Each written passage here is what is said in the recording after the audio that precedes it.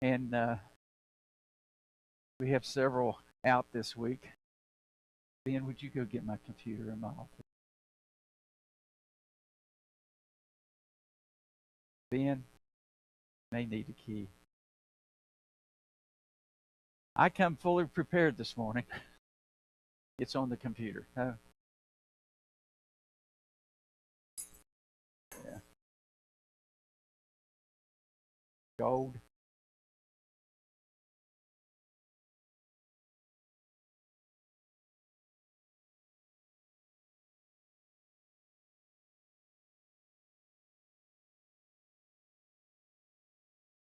We're not live yet, are we? Well, to Facebook, this is Cornerstone Church, always prepared for every instant. I've got a great message this morning. It's on the computer for the PowerPoint in my office, so coming to us. But we have it on the computer. You can go ahead and we'll start from back there.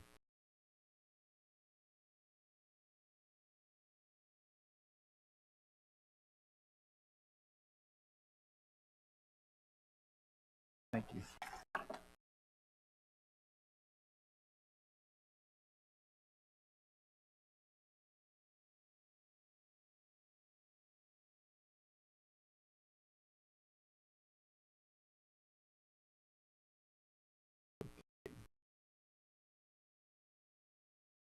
I'm ready, David. You can go ahead. Below from above, Arc 2, continuation from last week, and looking at some of the same things we looked at last week for an introduction.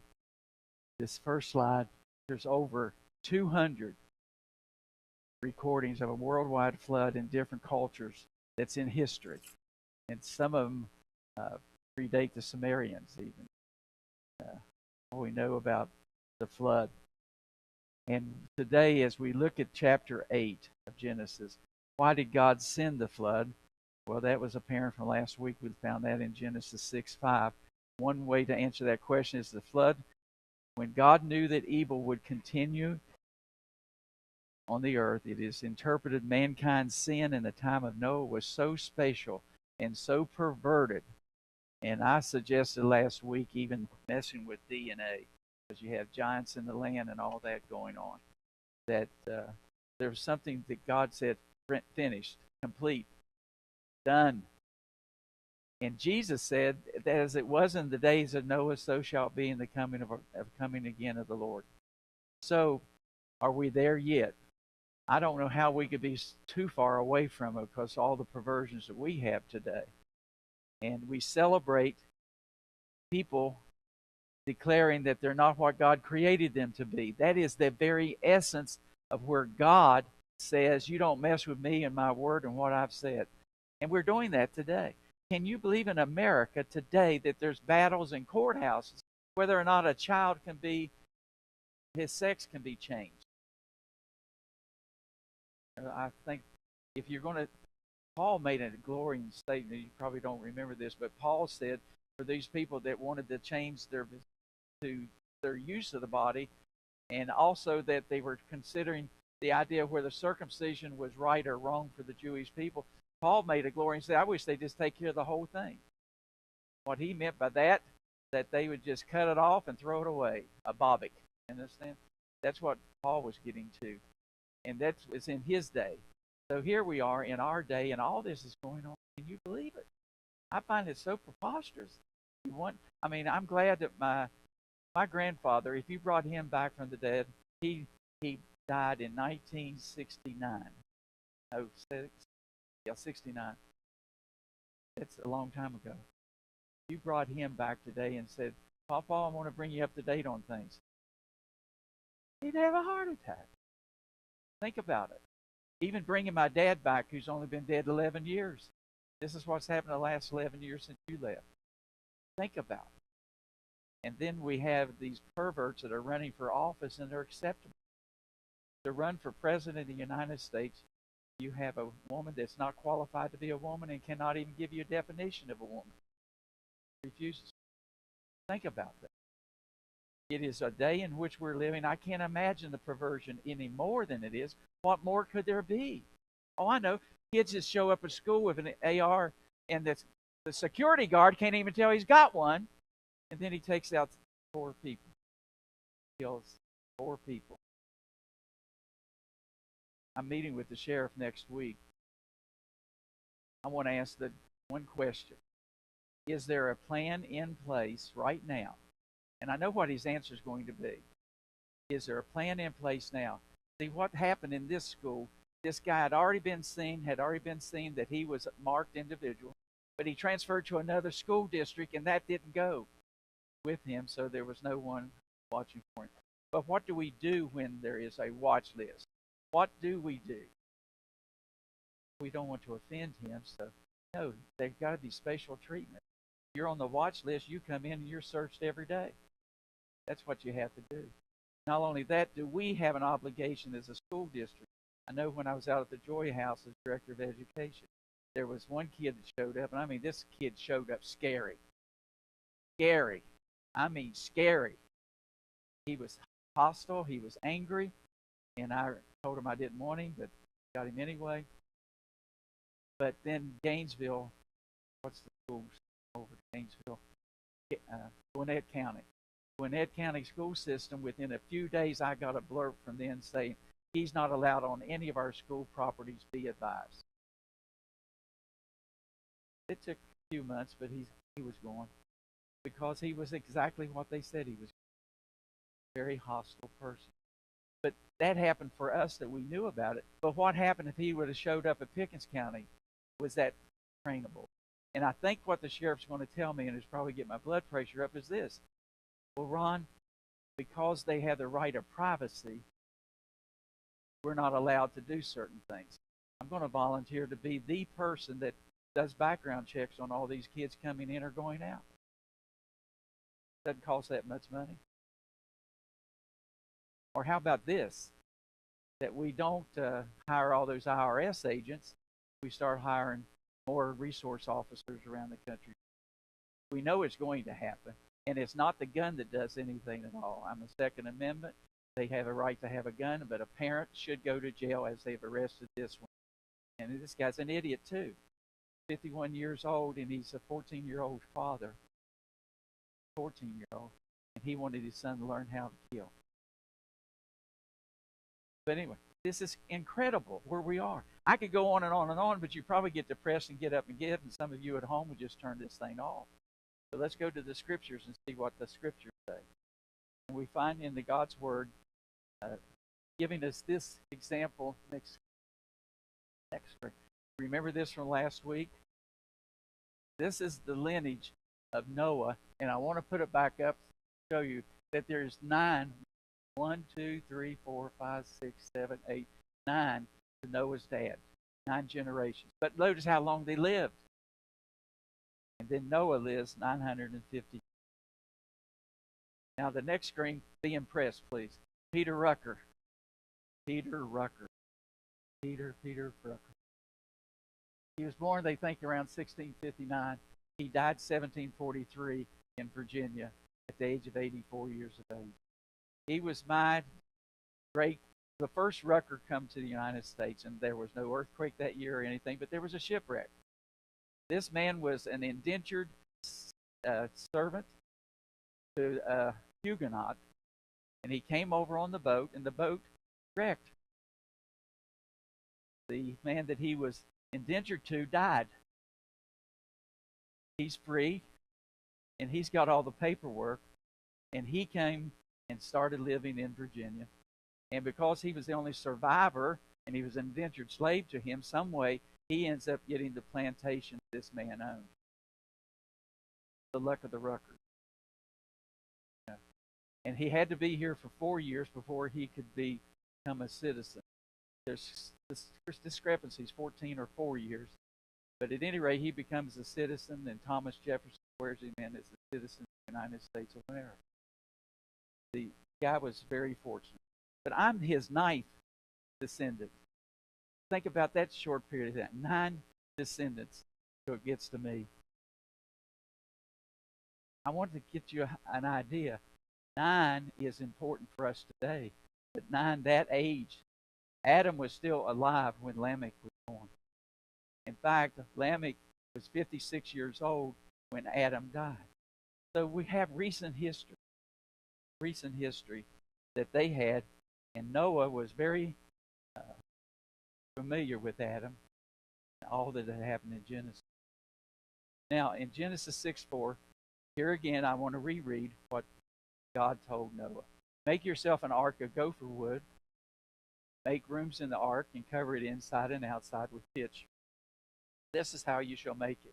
The length of the ark shall be 300 cubits, its width 50, and its height 30 cubits. You shall make a window for the ark, shall finish it for a cubit from above. Set the door on the ark on the side. You shall make it lower, second, and third decks. In our interpretation, that's 450 feet long, 75 feet wide, 45 feet high. Thus Noah did, this is where we ended last week. Thus Noah did according to all that God commanded him, so he did what God told him. Then the Lord said to Noah in chapter 7, come into the ark, you and all your household, because I have seen that you are righteous before me in this generation. You shall take with you 7 each of every clean animal, male and female, 2 each of animals that are unclean, male and female. And this is recorded in Acts of Genesis 8:20. Sacrifice later, they will give these 7 clean animals as sacrifices when Adam exits the ark and has a sacrifice, a worship time. Also, 7 each of birds of the air, male and female, keep the species alive. The male and female, you understand God's concept of male and female? Keep species alive. See, if you don't want to be male or female, go ahead. We don't need you to reproduce anyway. Also, 7 kinds of birds, male and female, to keep the species alive on the face of all the earth. For after 7 more days, notice, they're in the ark, everyone's there, the ark is populated, and then it's 7 more days. They're going to be in that ark. I will cause it to rain on the earth 40 days, 40 nights, and I will destroy from the face of the earth all living things that I have made. It's pretty deliberate, isn't it? So Noah, with his sons, his wife, and his sons' wives, went into the ark because of the waters of the flood. Of clean animals, of animals that are unclean, of birds, and everything that creeps on the earth. Two by two, they went into the ark to Noah. Male and female. Boy, I bet the queers get tired of hearing me this morning. Male and female, male and female. And God had commanded, as God had commanded Noah. And it came to pass after 7 days that the waters of the flood were on the earth. 7 days inside the ark before it begins to float. How would you like to be in there? You got all this fumes starting to accumulate. Windows at the top. Who's going to feed these? They're feeding them. 7 days they're already feeding them. They've got everything they need for it. 7 days in the ark of safety, but nothing's happened. 7 days. And then it floats. Then it floats. The next screen just gives you an artist rendition, or you can go to Kentucky and see the real thing, I think, probably. The ark's length was 6 times its width, 10 times its height. And all the modern ships today are in that ratio.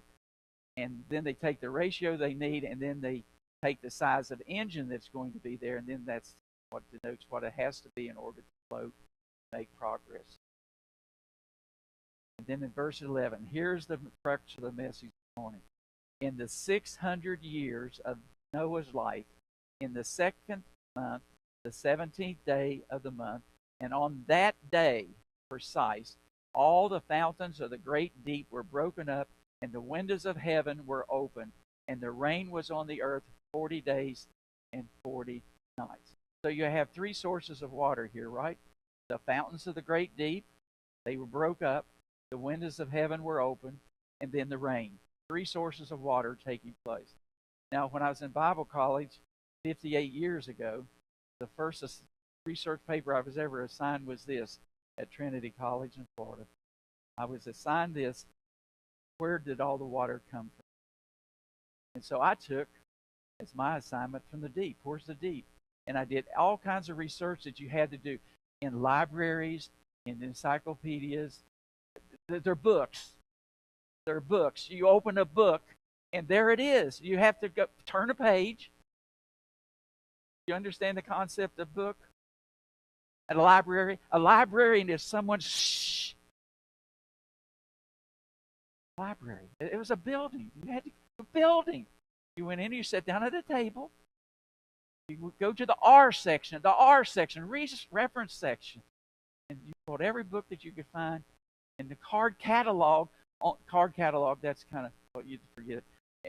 And then they brought the books to you, or you could go yourself. Then you started reading and taking notes, footnotes, where I got this. And very little could be found on the deep. And I came back, and my conclusion of the research was this: very little is known, but most scientists say that there is no deep. There is nothing that could provide water like that. No deep. No deep. So that was my research paper. Dr. Bragg read it, and he gave me a B for effort. I'm a terrible writer, and I wasn't married yet, so I didn't have anyone to check my spelling and all that other stuff. And I am cursed with dangling participles, whatever the heck that is. So anyway, Dr. Bragg gave me a B for that report. Then we had a verbal discussion about it later. And here's what Dr. Bragg said. I like your conclusion. The conclusion was this: in the future, someday, someplace, someone will prove that there is the deep. Right now, we have limited knowledge. That was it. Well, we have discovered the deep. Ready for this? I finally lived long enough to discover the deep. Here, water's beneath. Next screen. That's in the heart of the earth, or someplace in the earth. Well, it can't be, because we know it's a fire in the middle of the earth. We know all this stuff. And then waters above. We handled that last week. The canopy that was around the earth, that breaks, come down, and then life on earth becomes shorter and shorter because of the gamma rays. But notice this: a reservoir of water 3 times the volume of all the oceans has been discovered deep beneath the Earth's surface. The finding could help explain where Earth's seas come from. The water is hidden inside a blue rock called what? Okay, ringwoodite, that lies 700 kilometers or 435 miles underneath the mantle of the layer of the hot rock between Earth's surface and its core, underneath the crust. Now that footnote from that's not a library, that's the internet. That is newscience.com, and these are actually scientists, by the way. And then in June 12, 2014, a reservoir, citing this as well, a reservoir of water 3 times the volume of the Earth's oceans has been discovered deep beneath the Earth's surface. The finding could help explain where Earth's seas come from. The author of that is Andy Coglan, and he's the one that wrote the article. And this next screen shows you an artist's rendition of what this might look like. Now, they have drilled very deep into the earth, and they feel that this is accurate.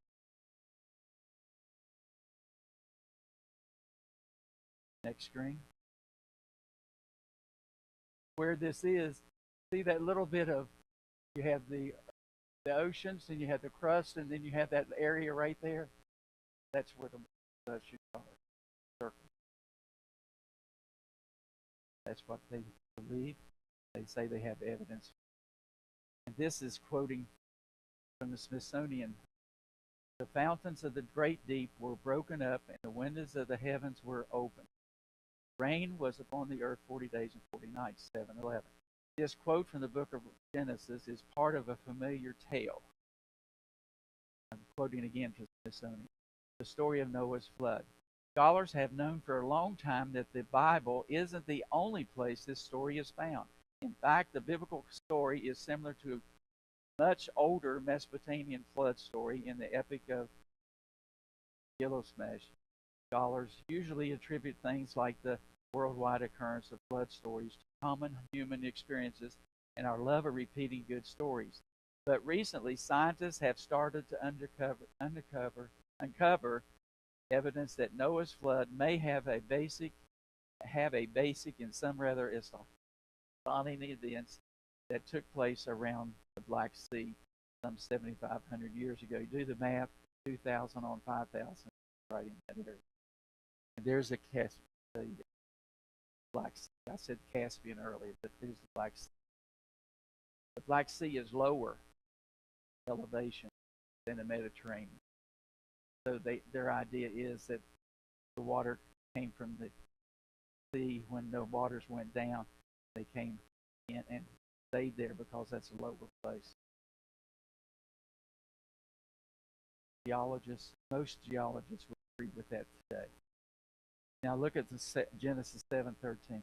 On the very same day, I love how the Bible is written. On the very same day, it wasn't a week later, it wasn't sometime later, it was on the very same day, Noah and Noah's son, Shem, Ham, and Japheth, and Noah's wife, and the three wives of his sons with them, entered the ark.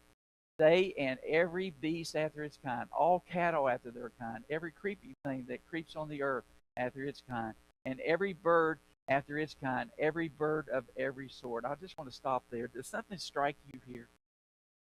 He wiped out every human being on the earth except for those 8. And he kept around a mosquito. Kept around a roach. Does that say something to you? Think about that. Noah was the first. Do you think they're... No, I won't go. But I can see Miss Noah being the first exterminator. Get that roach. I don't know.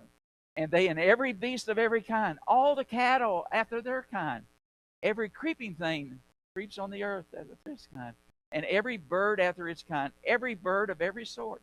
And they went into the ark to Noah, 2 by 2, of all flesh on which is the breath of life. What it doesn't say there, and not one human except the 8.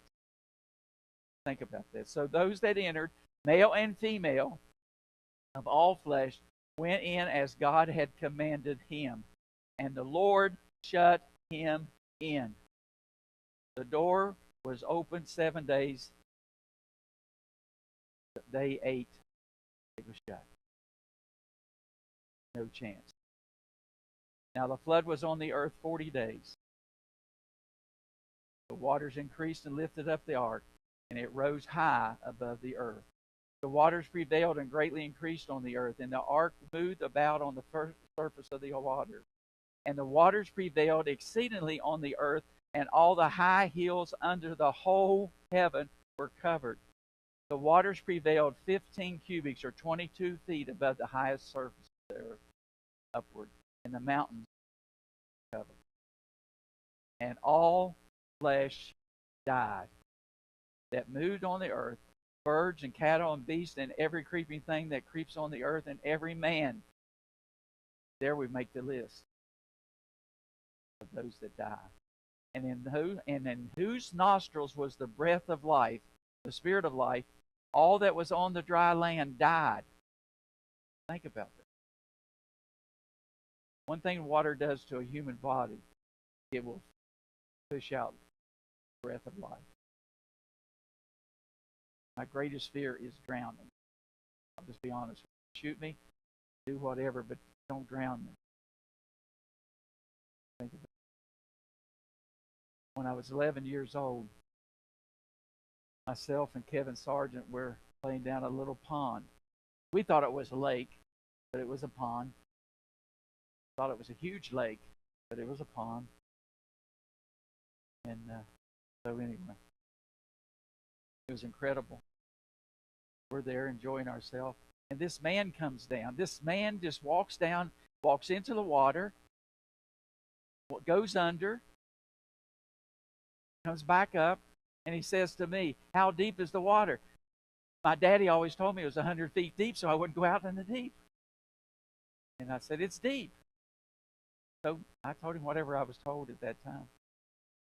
Then that man goes down underneath the water, and he hooks his arm around a root on that tree and drowns. Never comes up. I sent Kevin. I said, "Go get Ray." And so he went and got his dad. His dad come running down, dove in, went around, couldn't find him. The fire department was called. Then the very smart policeman said, "Are you sure you saw a man?" He'd start. Boy, my mother climbed his butt real quick. Backed off real quick. Then they finally found the body. Wanted me to come over and identify. My dad, who had arrived by that time, said, "No, I doubt if there's more than one down there. I'm not a smart man. But my son's not going to identify him. You figure it out." But think about that. That was my first encounter with suicide at the age of 11 years old in water. I'm scared to death, and I will not go in deep water. I'm not a great swimmer, but I'm stupid enough to get on that boat you saw. Won't do that again either. But think about it. All flesh. When I read that, "in whose nostrils was the breath of the Spirit of life, and all that was in the dry land died," because water rushes in. You do have to breathe, and you will breathe water.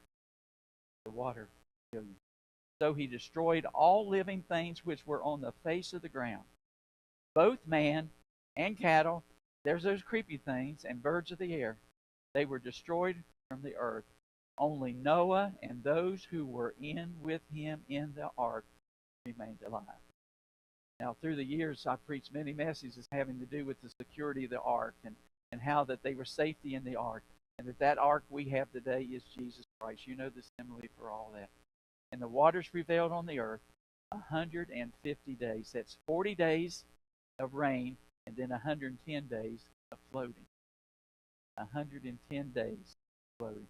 How many of you go on cruises or have been on a cruise? 7's about long enough, isn't it? Can you imagine 110 days? Now, my greatest desire is to go transatlantic. I'd like to leave here and go across with a ham radio. Enjoy that. I would enjoy that. 40 days and 110 days floating. And I can only repeat, I'm ending this message today just like I did last week. I can only repeat what Jesus said. As it was in the days of Noah. And this will be the characteristic of the day and time when he returns. For those preterists that believe that we're here to make the world better, so Jesus will come back to a perfect world, you're crazy. You're nuts. Your theology. But let me tell you, it's not going to get better. It's going to get worse, and we're seeing it every single day. The intensity of it. I learned a new word this week. I've heard people do it. Things like the buzzword is intentional. So I show up at the VA because Lee and Floyd's been after me to sign up for the VA. So because I'm a veteran, I went over and signed up for it. And I walked in, and the lady wasn't. She was in a meeting. I didn't have an appointment. I didn't want to hang around.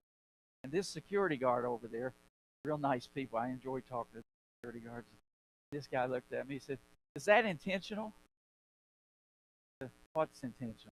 I looked down. Black tennis shoe and house shoe. I said, "Yes, I got a pair just like it at home."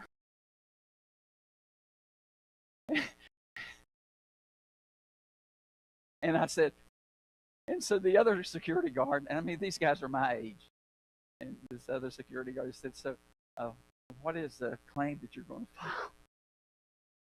Claim I'm going to file? I said, "Signing up. When I was in nuclear weapons, none of that ever happened, but I was also cross-trained to blow up nuclear weapons. So I'm a C4 expert, so I guess I'm going to have my hearing checked." My wife says I can't hear, so I'll have that checked. But he said they have very good neurological.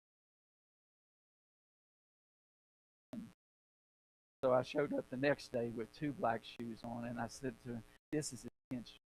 Listen, I want you to know something." That I use this illustration to bring the word intentional. Did you do that on purpose?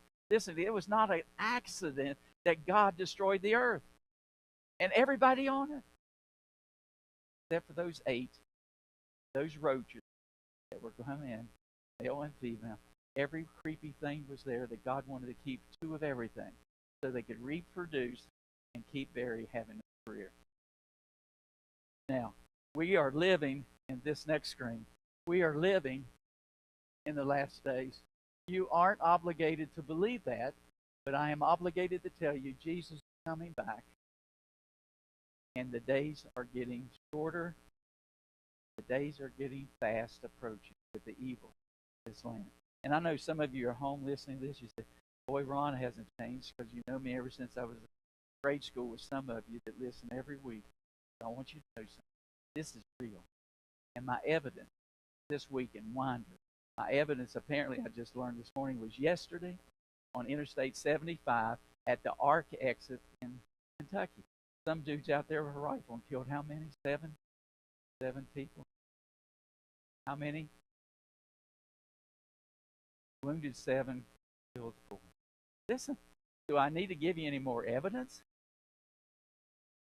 And I'm going to let the rest of you all on the internet stay with us on this next segment. The Antichrist. I want to point out to you one of the things that happens during the last days is that God, not the Antichrist, but God will send a strong delusion on the land that people will believe a lie. And these are examples of that. Now, this next screen, you just have to bear with me. I'm still in shock. Here's strong delusion number 1. Next screen. How much would you pay for this house? You go down the road here, turn right on Refuge, the red barn, next house, and then the next house is that house built in 1964. Frame house, can't be any more than probably 30 feet, maybe 40 feet by 20. They've upgraded all the appliances. It's hardwood floors originally, and they've enlarged the closets in 2 rooms, so you have a closet. Now, listen, guys, we're being infiltrated by stupidity. Dumb. I would use another word, but you wouldn't understand it. But listen, look at that. But guess what? You got a brand new concrete driveway. It's worth more than a stupid house. How much do you think they're selling that house for? And they think they sold it yesterday. I'm scared to death that this sucker's moving that close to me. That's somebody that would pay this money for that house has moved that close. How much do you think it is? 400,000? 400? 300? Next screen. But if you come out of the driveway, turn left, and go up the road, you see 2 double wides. Double wides. I'm not talking about modular homes. I'm talking 2 stinking double wides. One of them is $390,000. The first one is. The second one is $279,000. It already sold. And those people can drive and apparently repopulate.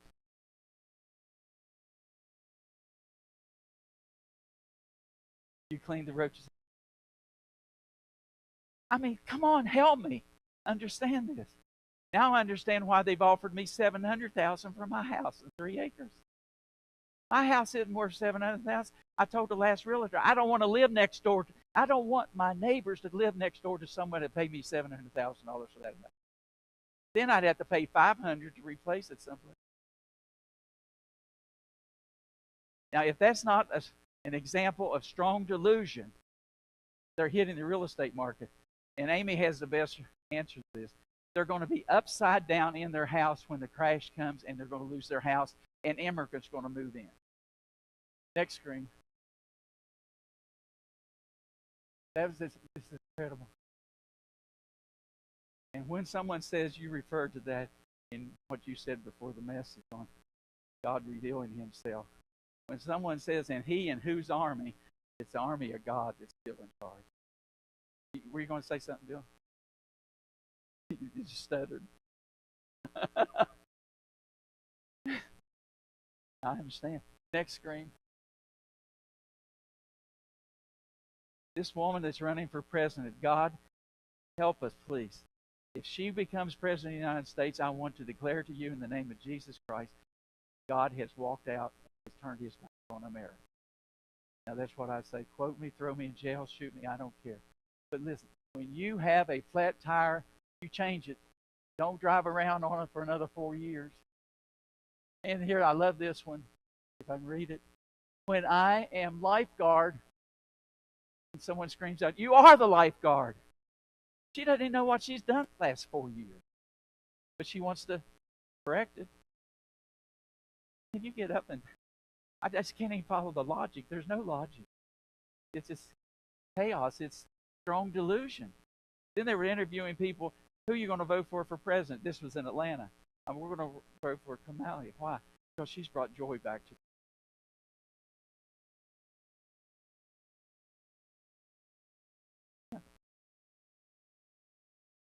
yeah.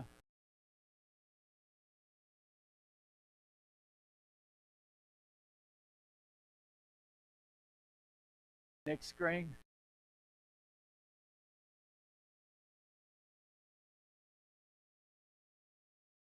Okay, never approach a bull from the front, a horse from behind, an idiot from any direction. Huh? Next screen. Is there a next one?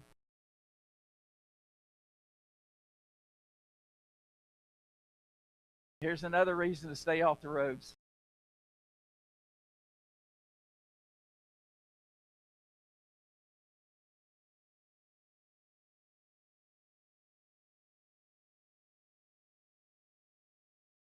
Is this the next one? Is that the last one? Well, those of you that are still listening, those of you that still listen by Facebook this morning, I want to let you know that that's normally what we do after a message is look at what the Antichrist is up to and what's happening. And so we want to encourage you. I encourage you because when these days approach, know that the Son of Man is returning again. That's exactly what Jesus Christ said. So, any comments, questions?